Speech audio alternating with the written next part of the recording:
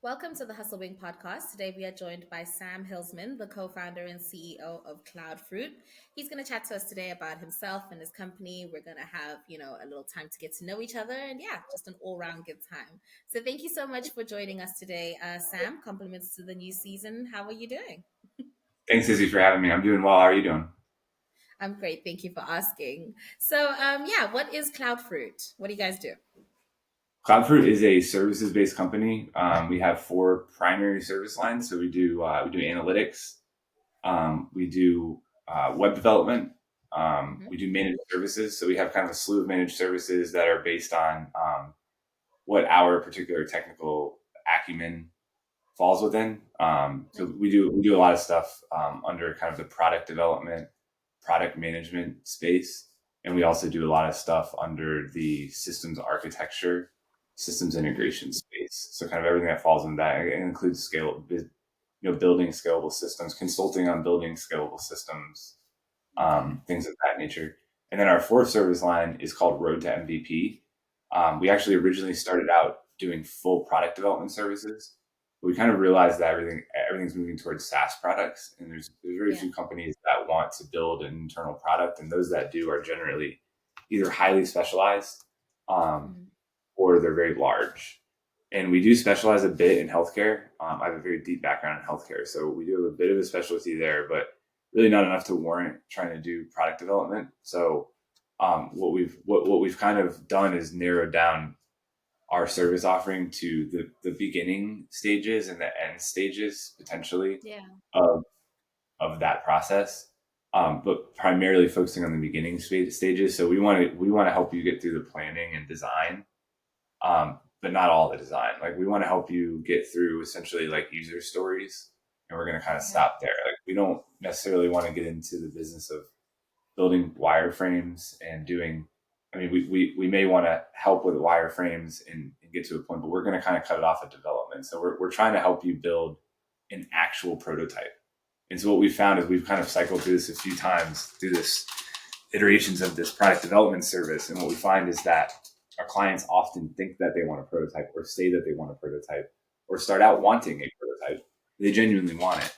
But what happens is the requirements naturally expand because they have such a clear view into their business and the business problems they're in. And they Yeah. see the opportunity to solve those business problems more and more and more of them through this Mhm. product that we're building. And so inevitably the requirements get expanded, the scope expands. And we believe that that is something that's kind of a pattern in the space and causes a lot of products to fail. It's not even just a Mhm. pattern for a company who's building it for themselves. It's a pattern for a product owner who's going out and interviewing 500 different companies, getting requirements back and not properly scoping those requirements to deliver an Mhm. actual cohesive product. So a lot of times Yeah. we're seeing products that are not cohesive and they don't make sense, or they're hard to access, or they're hard to use, or they're brittle, they fall apart. There's all these different kind of symptoms of bad products, and we know that like it's like I think the figure is like 80 or 85% of products fail, right? And so Yeah. we're kind of coming at that problem by saying like, all right, well, let's not just make a product then. Like if you think you have a good product idea, let's Mhm. actually flesh it out enough to do some actual product to market research. Because kind of a Mhm. follow on problem to that is it's very hard to do product to market fit assessments, and does how much can I sell this thing for if I don't clearly understand what this thing is? So I need to Yeah. do quite a bit of planning and design up front to even be able to talk about my solution in a real way. If I go and Yeah. do market research talking about my solution at a high level and sell it, you know, in my market research, yeah, I'm gonna get good Mhm. feedback, and yeah, people are gonna say I'll pay for that. And then I go deliver a product that's shoddy and does at the lower levels does not deliver the tone of what was promised at the higher levels. But I'm sitting Yeah. there saying, well, I didn't say I had that feature. I just said I could do logistics. I didn't say I could actually, like receive an item into inventory. And this company's Yeah. like, okay, well, now this is not what I needed. So Yeah. what we're trying to help companies do is companies or investors or anyone who wants to build a product, basically help them shape that product and create not the actual architecture, but the blueprint for the architecture Yeah. and the shape and the design of the product Mhm. at a minimal enough to a minimally marketable product where we can at least pretend market it. And so that's our fourth service line. So that kind of encompasses, sorry, that was a long-winded explanation of our fourth service line. A little different and kind of in nuanced and kind of newer than the other three. The other three are kind of traditional services based. Yeah. So, Okay, cool. I'm glad you went into it because I was a little bit confused as to what you meant by, products and how you would like walk through, like, how does, if I was developing an actual real product, I don't know, like a new pen or something, then how would I, why would I need a tech company if I'm creating a pen, yeah, So yeah. I was interested in that. Yeah, and you might. I mean, like we do product, like we will do product shaping, so we'll shape any product. I mean, we try to focus on digital products, so like we're not marketing to people who are making pens for our product development service. We do analytics for manufacturing companies and things of that nature, but primarily we're focused on digital products. So it's when we say it's kind of a newer terminology that things are moving towards and moving away from like apps and web apps, and it's moving to products, because the reason being that things are becoming SaaS products. So most everything that's being built nowadays is being used by a lot of people. It's multi-organizational, it's cross-functional, da, da, da, da.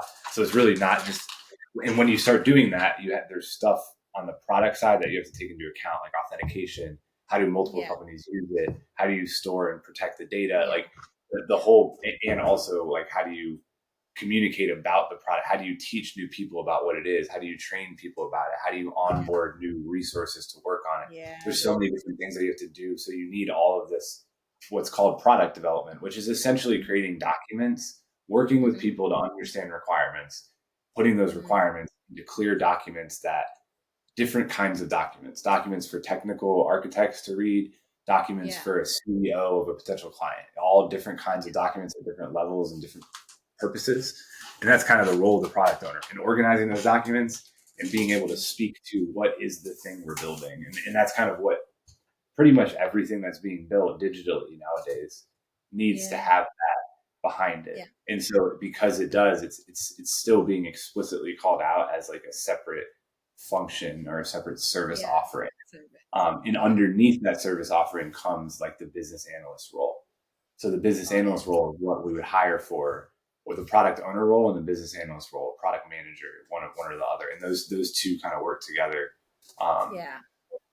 And then we'll also in that road to MVP service, we'll be hiring designers as well. So that's kind of the, we'll hire designers, product manager, and a business analyst. And that's probably the team that we would run with on one of those projects, and then potentially me standing in as overseeing and client facing account executive role, and maybe a little bit of helping with product shaping and whatnot.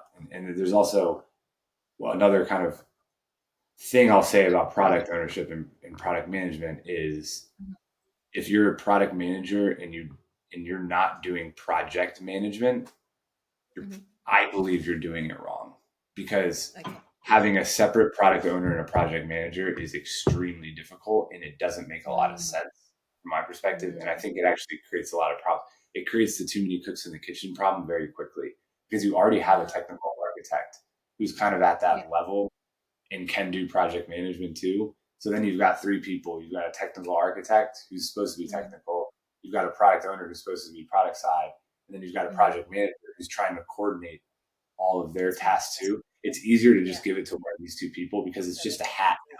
Project management, it can be an entire role in a big enough environment, but in a prototyping environment, we give that hat to one of those two roles so that they can manage kind of the.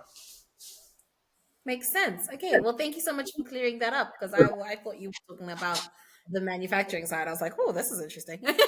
But now I hear you. I get it now. Cool. So then, so what's your story? Why did you start Cloudfruit? So I started working in IT when I was 19, while I was still in college. I just kind of fell into it, and I was actually in school at the University of Virginia to become a lawyer.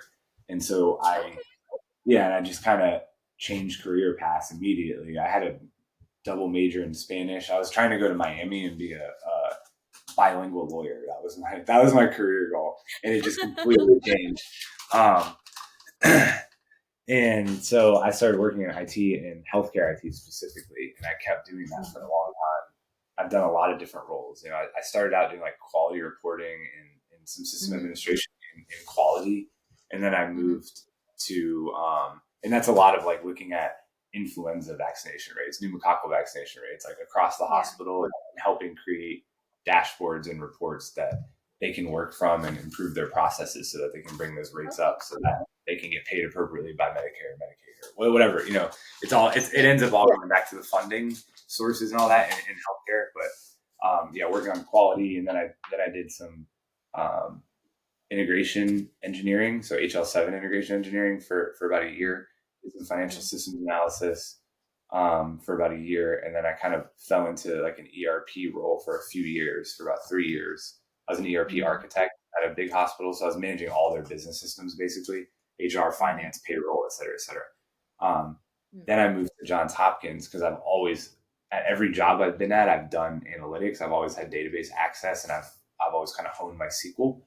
And I got a job as the the manager of analytics at the Department of Medicine at Johns Hopkins. So I did that for a while during COVID. And at the same time, I had created this app kind of locally in Wilmington before I moved called Stay Neighbor. And the idea was Mhm. to connect people with resources, like in underserved communities, particularly.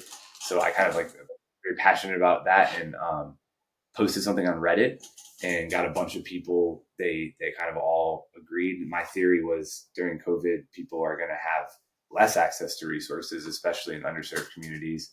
There's no way for Yeah. them to travel. The mask thing is a problem. There's all kinds of problems. Yeah. My mom works in the social work space too, and so I'm just been always been like very kind of tangentially aware of the problems there. So I was like, okay, this is going to be a real Yeah. problem that we're isolating. So I tried to create this app called Stay Neighbor that would allow people to connect with organizations. So essentially, it was a single point of entry for them to say, "I need something," whether it's Mm. food, diapers, whatever it is. Because part of the problem also is it's so fragmented. I have to Yeah. call Red Definitely. Cross for food, and then United Way for diapers, and then calling Yeah. 6 different places. It's very difficult if I don't have resources and all I have is a street Yeah. sheet. Like that's not enough. So anyway, the point was to connect people. It did pretty well. It was all volunteer based, so we were all working for free, and it was like 40 of us. Wow. And it's still online. You can check it out. It's stayneighbor.com. It's still up. And like we got some Okay. press in Wilmington. And then this other organization called Crisis Cleanup became mandated by the state of North Carolina to be used as Oh. a resource coordination system, basically. And Okay. so we just stopped. Essentially, we just stopped. We said, okay, you guys, you got it. We stopped. Take over. Yeah. Then yeah, then I moved to Baltimore. But then I started working for Core, which is Sean Penn's nonprofit, as a Mhm. consultant, and I ended up getting pretty close with Jerome LeBlue, who's the COO there, and Okay.